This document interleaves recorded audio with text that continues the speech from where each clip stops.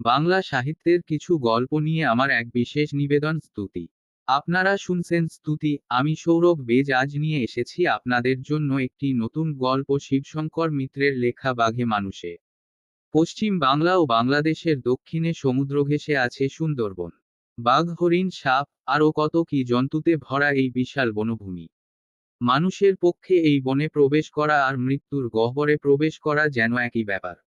তবু কিছু দুঃসাহসী মানুষ প্রাণের মায়া তুচ্ছ করে বারবার এই বনে যায় মধুমোম মাছ আর কাঠ সংগ্রহ করতে। এমনই দুটি দুঃসাহসী মানুষের কাহিনী আছে এই গল্পাংশটিতে। কাহিনী অংশটি নেওয়া হয়েছে প্রখ্যাত লেখক শিবশঙ্কর মিত্রের সুন্দরবন সমগ্র গ্রন্থটি থেকে। ছোটদের জন্য তিনি লিখেছেন নানা শিকার কাহিনী। এজন্য দুটি পুরস্কারও পেয়েছেন। শ্রেষ্ঠ শিশুসাহিত্য বলে বিবেচিত হয় তার সুন্দরবন গ্রন্থ, পুরস্কৃত করেন ভারত সরকার। শুরু হচ্ছে আজকের গল্প বাঘে মানুষে। বাতাসের গতি সুন্দরবনে এক মহানির্দেশক। বনের বাঘ এই নির্দেশ অক্ষরে অক্ষরে পালন করে। ওরা বাতাসের গতি অনুমান করে নেয় ওদের ঠোঁটের দু কোণায় যে গোঁফ আছে তা দিয়ে। বাঘ কখনোই মুহুর বাতাস ছাড়া শিকারের দিকে এগুবে না। ওরা ওদের গায়ের তীব্র গন্ধ সম্পর্কে অতি সচেতন। যেমন ওদের চলনের টুক শব্দও শিকারের কানে যাতে না যায়, তেমনি ওদের গায়ের গন্ধও শিকারের নাকে কোন মতে ধরা না পড়ে। খালের মুখে এতক্ষণে ওরা এসে গেছে। অধীর তো নাক কান চোখ সজাগ রেখে মাথা এদিক ওদিক ঘোরাচ্ছে। নাকের ডগাও ফুলিয়ে ফুলিয়ে শ্বাস গ্রহণ করছে যাতে বিন্দুমাত্র ইঙ্গিতও ওরা না হারায়। সর্বপ্রচেষ্টাই বৃথা। বন শেষ হতেই নদীর চরে ডিঙ্গি দেখা যায়। আর দেখা যেতেই বীরেন যেন নির্ভয়ের হাঁপ ছেড়ে বাঁচে। কতক্ষণই বা দেহ মন টান টান করে সচেতক হয়ে থাকা যায়। বীরেন অন্যমনস্ক। এবার তাড়াতাড়ি ডিঙ্গিতে ওঠার একমাত্র চিন্তা। শিকারের এই অন্যমনস্কতাই বাঘের কাছে অতি শ্রেয় ও চরম মুহূর্ত। এই সুযোগের অপেক্ষায় সে ঘন্টার পর ঘন্টা ছোট্ট ঝোপের আড়ালে ঘাঁটি মেরে থাকে। ছিল তাই। পলক পড়তে না পড়তে তীব্র বেগে দুই বিশাল ঝম্পনে ঝাঁপিয়ে পড়েছে বীরেনের ওপর পলিমাটির দীর্ঘ চরে। শিকার করার এই ধাপে বাঘের ক্ষিপ্রতা আর তার যে কোন অঙ্গেই মুহূর্তে শক্তি জড়ো করার ক্ষমতার তুলনা নেই, বিশেষ করে সুন্দরবনের মানুষ খেকর। বাঘের এমনিতে ধীর গতি। খিনকা হরিণের সঙ্গে যেমন দৌড়ে পেরে ওঠে না, তেমনি ঘোতকা বুনো শুয়োরও বাঘে তাকে ছুটে ধরার আগেই গাছের গুড়িতে খুঁটি নিয়ে রুখে দাঁড়ায়। কিন্তু শিকার মুহূর্তে বাঘের ক্ষিপ্রতা যেন বিদ্যমান। বীরেনের ওপর এক ঝিলিকে ঝাঁপিয়ে পড়ে বুকে ও পিঠে জোড়া থাবার আঘাতে তাকে ধরাশায়ী করেছে।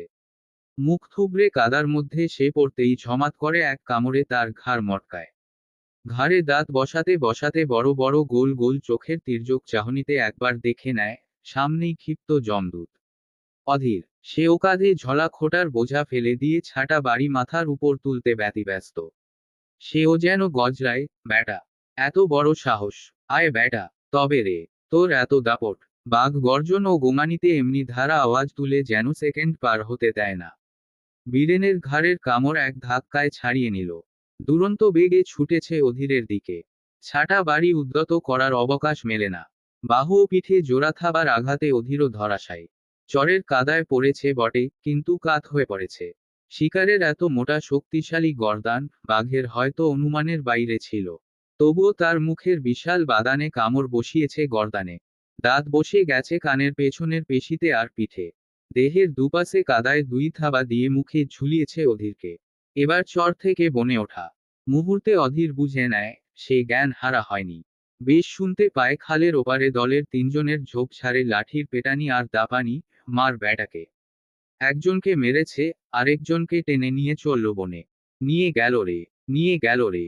বাঘের লম্বা জিহ্বা দাঁতের ফাঁক দিয়ে গায়ে এসে ঘেঁষটে ঘেঁষটে লেগে ওকে আরও সজাগ করে তোলে। বাঘের মুখে ঝুলছে। বুকের তলায় দুই বিশাল থাবার মধ্যে অধীরের দেহ। হাতের লাঠিটা বাঘের দাপটে হাত থেকে পড়ে গেছে না। একবার ওকে বনে নিয়ে যেতে পারলে কামড়ে কামড়ে খালে খালে খেয়ে ফেলবে।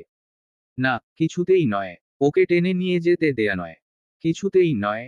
না। সর্বাঙ্গের শক্তি যেন ওর চাঙ্গা হয়ে উঠেছে। মানুষ ঠেকো ওকে টানতে টানতে চরের আরো উপরে উঠেছে। এবার বনের চাতাল চর থেকে একটু উঁচু পানা। বাঘও বুঝি শক্তি জড়ো করেছে। ওকে মুখে করে ঝাঁকি দিয়ে উপরে উঠেছে। না, আর দেরি নয়। গায়ে যেন তার ভীষ্মের মতো তাগদ অনুভব করে অধীর। দু হাত দিয়ে বাঘের দুই থাবার বাহুকে ঝাঁপড়ে ধরে। কাত হয়েই আপ্রাণ শক্তি সেও কেন্দ্রীভূত করে বলিষ্ঠ বাহুদয়। বাঘ অচল, কিছুতেই সে কামড়ে জোর রেখে থাবা ছাড়াতে পারে না, কদম দেওয়া তো দূরের কথা। অধীরের নিম্নাংশ দেহটা প্রায় সমতল পলিমাটির চরে ছ্যাড় ছ্যাড় করে উপরে উঠছিল। এবার হঠাৎ অসমতল জমি পেয়ে নিম্নাংশ আটকে যাবার মতো। ওর হাঁটুও মাটিতে বসিয়ে যেন খুঁটি মেরেছে। অধীরের হাঁটুর জোরও এখন বাহুতে চালিত। ভীমের শক্তি এখন দ্বিগুণ। বাঘও তার বাহু অথবা আরো দৃঢ়ভাবে আটকে নিয়ে আর সঙ্গে মুখের কামড়ে জোর রাখতে গিয়ে গলার ও কাঁধের ঝাঁকুনি দিতে অপারগ। বাঘের বেগতি, কোনো পথ নেই। বীর বিক্রমে শিকার করতে এসে এমন ঝামেলায় তো সে কখনো পড়েনি। মুখের কামড়ে তার শিকার, অথচ তার শক্তিশালী বাহুদয় অচল। হঠাৎ এই কামড় ছেড়ে দেয়। মানুষের ক্ষত ঝরা রক্তের স্বাদও তার অনুভব করার অবকাশ নেই। কামড় ছেড়ে এবার গলা কাঁধ বুকের সমবেত ঘাকুনিতে বজ্রসম বাহুবন্ধন মুক্ত করে নেয়। এখন না, এটা বড় ঝামেলার মানুষ, না ওকে নয়। বাহুবন্ধন মুক্ত করতে যেই ঝোঁক দিতে হয়, সেই চুলেই চটাং করে ছুটে গেল দূরে গ্যাঞ্জি পরা মৃত বীরেনের মুখ উপুর হয়ে কাদায় খুঁজে পড়া শবদেহটার দিকে।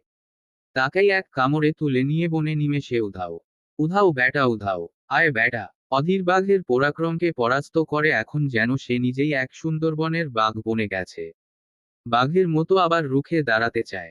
মাটি থেকে উঠে ছাটা বাড়ি হাতড়াচ্ছে, ও শেষ করবে বাঘের হিম্মতকে। কিন্তু বাঘ ততক্ষণে উধাও। আপনারা শুনছিলেন বাঘে মানুষে। রচনা শিবশঙ্কর মিত্র। গল্প পাঠে সৌরভ বেজ। গল্পটা যদি ভালো লেগে থাকে তবে চ্যানেলটা সাবস্ক্রাইব করে পাশে থাকবেন এবং বন্ধুদের মধ্যে শেয়ার করবেন। আবার একটা নতুন গল্প নিয়ে হাজির হবে স্তুতি।